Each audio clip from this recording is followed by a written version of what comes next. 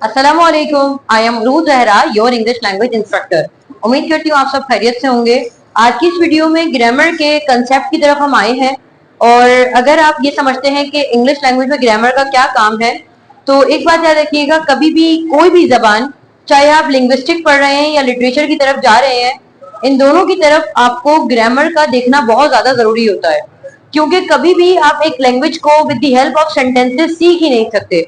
मैं आपको कुछ जुमले बताऊं और आप वो जुमले याद कर लें, तो वो तरीका हमें कभी भी सूट नहीं करता है। हमेशा याद रखिएगा, ग्रामर का कंसेप्ट आपके लिए बहुत जरूरी होता है।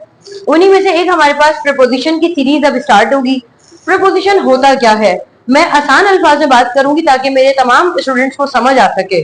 प्रीपोजिशन हमारे ग्रामर का वो कॉन्सेप्ट है जिसमें किसी ऑब्जेक्ट का क्या मतलब होता है, एक जुमला हमारे पास तीन चीजों से मिलकर बनता है, सब्जेक्ट, वर्ब एंड ऑब्जेक्ट। मिसाल के तौर पर आप ये कह रहे हैं कि मैं पानी पीता हूं, मैं स्कूल जाता हूं, वो लोग मुझसे बात करते हैं। इस जुमले में काम करने वाला भी मौजूद है और खुद काम भी मौजूद है। जहां पर हम ऑब्जेक्ट की बात करते हैं, मिसाल के तौर पर मैं स्कूल जाता हूं, तो जाता हूं से क्या मुराद है कि भाई हम स्कूल जाते हैं, तो यहाँ पर जो स्कूल है that is called my object. तो एक बात याद रखिएगा, जुमले में जब किसी ऑब्जेक्ट के हवाले से बात होती है, उनको डिफाइन करने के लिए जो टर्मिनोलॉजीज इस्तेमाल की जाती है उनको प्रीपोजिशन कहते हैं। प्रीपोजिशन की डेफिनेशन आते हैं, प्रीपोजिशंस एक्ट एज कनेक्टर्स। क्या करते हैं ये, कनेक्टर्स के तौर पर काम करते हैं। इन इंग्लिश कनेक्टर का मतलब क्या होता है, ऐसे अल्फाज जो लिंक के तौर पे काम करते हैं। मिसाल के तौर पर मैंने कहा कि बिल्ली दीवार के ऊपर है, दीवार मेरा ऑब्जेक्ट है लेकिन मैंने इसके ऊपर की तरफ इशारा किया, तो जुमले में आया ऊपर की तरफ। ये तो एक छोटा सा पार्ट है। तो मैंने क्या कहा, प्रीपोजिशन एक्ट का मतलब होता है अपना किरदार अदा करते हैं एक कनेक्टर के तौर पर इंग्लिश में, टू लिंक नाउन और प्रोनाउन। नाउन और प्रोनाउन को जोड़ने के लिए हमारे पास प्रपोजिशन आते हैं। अगर आपसे पूछा जाए इंग्लिश में व्हाट इज नाउन, तो नाउन का मतलब होता है name of anything. Name of anything, चाहे वो प्लेस हो, पर्सन हो, एनिमल हो या कुछ भी हो। याद रखिएगा, दुनिया में कोई चीज ऐसी है ही नहीं जिसका नाम ना हो। तो दुनिया में मौजूद हर चीज अपना नाम रखती है, इसलिए आपने कभी भी नाउन की वो टिपिकल डेफिनेशन नहीं दोहरानी है कि noun is the name of a person, place, animal और थिंग। दुनिया में हर चीज जो मौजूद है उसका नाम मौजूद है। लेकिन प्रोनाउन, प्रोनाउन कहते हैं कि आप एक सेंटेंस में बार बार नाउन को इस्तेमाल नहीं कर सकते, उसके रिप्लेसमेंट में आपको ही या शी या खुद को बार बार, अब मैं अपना नाम नहीं ले सकती कि my name is Urooj, Urooj wakes up in the morning. मुझे अपने आप को आई से रिप्लेस करना है, रिप्रेजेंट करना है। तो जब हम किसी इंसान के नाम को रिप्लेस कर देते हैं किसी दूसरे अल्फाज से, जैसे कि कोई लड़की है सारा, तो मैंने एक बार उसका नाम लिया, my best friend name is Sara, she wakes up in the morning, she goes to the office, बार बार मैं उसको शी कह रही हूँ। तो जो अल्फाज किसी नाउन को रिप्लेस करते हैं उसको हम प्रोनाउन कहते हैं। To other words in sentence, यानी प्रीपोजिशन की क्या बात है, एक तो ये कनेक्टर के तौर पर इस्तेमाल होते हैं। ये कनेक्टर्स इंग्लिश में यूं जरूरी है कि ये नाउन एंड प्रोनाउन के हवाले से हमें बात बताते हैं। Then they show time, place, direction और मैनर्स। प्रीपोजिशन चार तरह की चीजें बताते हैं। एक टाइम के हवाले से आपको बात बताते हैं, प्लेस के हवाले से बात बताते हैं, डायरेक्शन के हवाले से बात बताते हैं और मैनर्स के हवाले से बात बताते हैं। अभी फिलहाल मैं इनसे किसी सबसे मुखातिब नहीं हूं, सिर्फ मैं आज आपको प्रीपोजिशन ऑफ टाइम के हवाले से बात बताऊंगी। ग्रामर का कंसेप्ट है प्रीपोजिशन ऑफ टाइम। याद रखिएगा, प्रीपोजिशन ऑफ टाइम हमारे पास तीन तरह से ऑपरेट होता है, एट, इन एंड ऑन।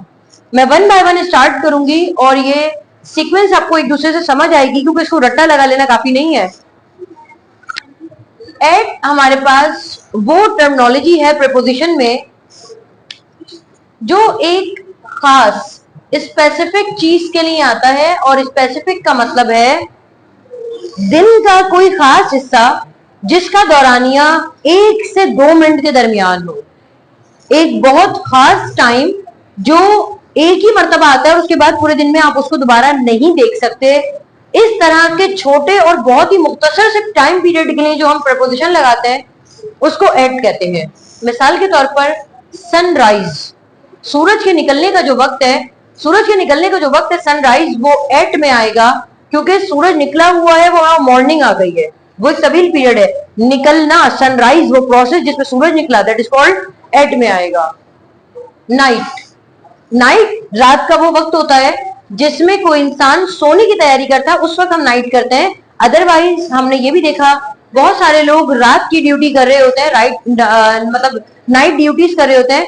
कभी भी जब कोई अगर एक इंसान है और जैसे कोई गेटमैन है, वो अगर 8 बजे उसकी शिफ्ट स्टार्ट हुई है और वो सुबह तक वहां मौजूद है, उसको वहां जागना है, तो अगर मैं उसके पास जाती हूँ मुलाकात के लिए, तो मैं उसे गुड नाइट नहीं कहूंगी, मैं उसे गुड इवनिंग करके मुखातिब करूंगी, चाहे सुबह के 4 क्यों ना बज रहे हो या रात के 2 क्यों ना बज रहे हो, क्योंकि मैं सामने वाले को देखकर उससे ग्रीटिंग करती हूँ। अगर सामने वाले की ड्यूटी ही रात भर की है तो मैं उसे गुड इवनिंग करके मुखातिब करूंगी। इसका मतलब है कि नाइट का लफ्ज सिर्फ इस चीज के लिए है कि जब सामने वाला सोने जाए, तो एट नाइट, नाइट का मतलब है जब मैं सोने के लिए जा रही होंगी तो वो प्रोसेस एट नाइट कहलाएगा। 5 बजे का वक्त मेरे पास 5 o'clock है, अदरवाइज 5:01 5 o'clock नहीं है।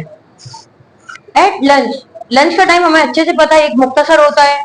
डिनर का टाइम मुख्तसर है।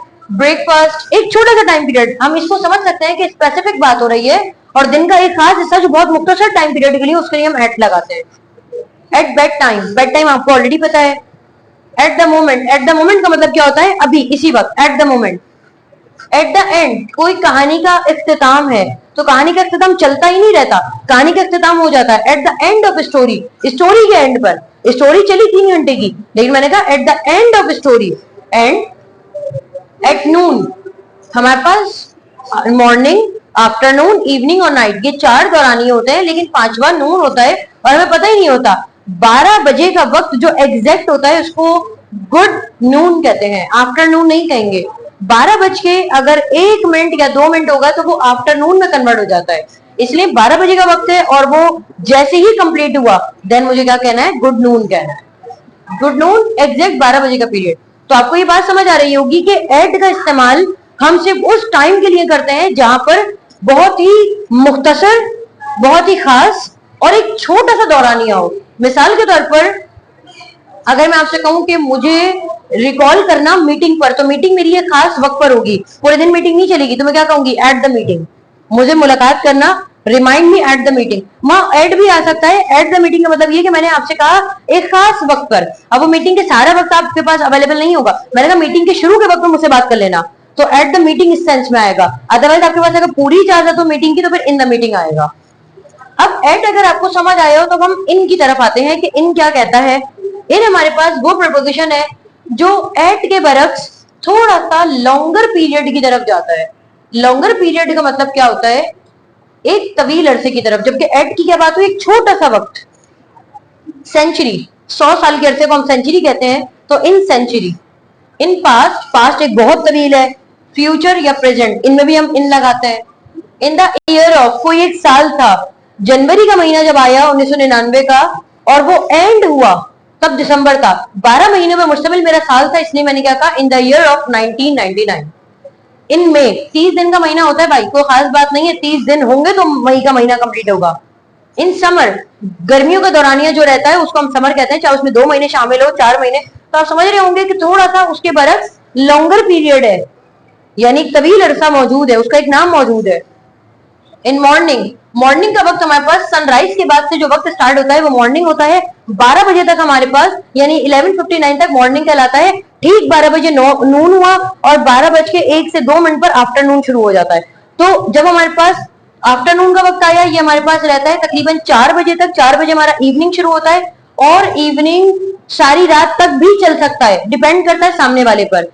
अगर सामने वाला सारी रात ड्यूटी करता रहेगा तो मैं उसे गुड इवनिंग ही कहूंगी, गुड नाइट नहीं कहूंगी। सामने वाले को देखकर हमें गुड नाइट कहना चाहिए। एंड इन 5 मिनट्स, भाई 5 मिनट का दौरानिया कम मत समझे। आप 5 मिनट का दौरानिया उससे पूछें, अगर कोई आपको गेम का टास्क वगैरह दिया जाता है और कहा जाए कि आपने इसे 2 मिनट में कंप्लीट करना है और आपने 5 मिनट ले लिए, तो उसका भी लॉन्गर पीरियड बन गया। तो डिपेंड करता है। तो हमें समझ आया कि एक लॉन्गर पीरियड के लिए हमने इन लगाना है, अदरवाइज एक बहुत ही खास के लिए एट। अब आगे बढ़ते हैं अपने लास्ट सीरीज की तरफ, ऑन। और ऑन को समझना काफी आसान है। यहाँ पर एक खास, इसका इनका कनेक्शन हमने देख लिया, एक लॉन्गर पीरियड के लिए ना आता है। जबकि एट और ऑन में समहाउ कनेक्शंस आपको मिलेंगे। अगर दिन का मिसाल के तौर पर मंडे है, मंडे का सारा दिन मंडे है, लेकिन मैंने आपसे कहा कि आप ये वाला काम मुझे 5 बजे देंगे, तो दिन में सिर्फ एक मरतबा 5 बजेगा, तो वो जो 5 बजे का डेफिनेटली हम दिन की बात करेंगे, तो 5:01 हुआ तो वो 5 नहीं कहलाएगा। इतने से टाइम पीरियड के लिए हमारे पास एट आता है। लेकिन अगर मैं आपसे कहूँ आपके पास मंडे वाले दिन तक की डेडलाइन है, आप मुझे मंडे को काम सबमिट कर दीजिएगा, उसके बरक्स थोड़ा सा ज्यादा आपके पास टाइम मौजूद है, वो बिल्कुल एक खास सर्टेन टाइम की बात करता है। यहाँ थोड़ा ज्यादा टाइम है लेकिन इनके बरक्स फिर भी थोड़ा कम है। मिसाल के तौर पर ऑन संडे, इसमें पूरा संडे का दिन शामिल है। लेकिन अगर मैं कहूँ कि संडे के मॉर्निंग में आप मुझसे या संडे के नून में बात करना, एट संडेज नून, तो वो फिर क्या हो जाएगा, हमारे पास एट हो जाएगा। कोई भी दिन, कोई खास दिन का नाम आता है ना, उसके लिए हमने ऑन लगाना होता है। संडे, वीकडेज, हम क्या कहते हैं, वीकडेज पे मुलाकात करना। वीकडेज, वीकडेज कौन से होते हैं, मंडे टू फ्राइडे को हम ऑन वीकडेज कहते हैं, या on weekend, weekdays and weekend. क्योंकि देखिए वीकडेज 5 दिन के होता है, वीकेंड हमारे पास ऑलमोस्ट 2 दिन का होता है, तो 2 दिन मिलाकर वीकेंड हुआ, 5 दिन मिलाकर हमारे पास वीकडेज हुआ, इसलिए हमने ऑन लगाया। कोई भी साल की जो पहली जो रात आती है, जैसे कि न्यू ईयर नाइट जो होती है, न्यू ईयर नाइट को हम न्यू ईयर नाइट नहीं कहते हैं, इंग्लिश में से न्यू ईयर्स ईव कहा जाता है, या अगर आप आसान करना चाहें ईव्स नाइट। ईव्स नाइट का मतलब भी क्या होता है कि साल में जो न्यू ईयर नाइट होती है उसको ईव्स नाइट कहते हैं।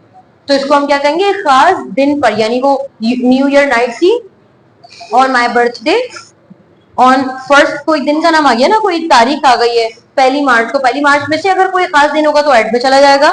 क्रिसमस का डे है 25 दिसंबर है। तो हमें ये बात समझ आई। मैं अपनी बात को कुछ यूं कंक्लूड करूंगी कि प्रीपोजिशन ऑफ टाइम हमने यहाँ पर देखे 3 तरह से ये ऑपरेट होते हैं, ऑन, एट एंड इन करके। एट हमारे पास एक खास सर्टेन पॉइंट पर कोई बात अगर हमें करनी हो तो उसके लिए एट लगाते हैं। लॉन्गर पीरियड के लिए इन आता है, चाहे महीनों में चले या बहुत सारे महीने या सालों में हो जाए। और जबकि एक दिन या थोड़े से दौरान या थोड़ा सा बड़ा होगा लेकिन इन से कम होगा और एट से थोड़ा ज्यादा होगा, इसके लिए हम इन लगाते हैं। उम्मीद करती हूँ यहाँ तक आपको लेसन समझ आया। अगर आपका कुछ सवाल है तो कमेंट सेक्शन में पूछ सकते हैं। इसके साथ ही मुझे इजाजत दीजिए, आपसे फिर मुलाकात होगी एक नई वीडियो में। अपना ख्याल रखिएगा। अल्लाह हाफ़िज़।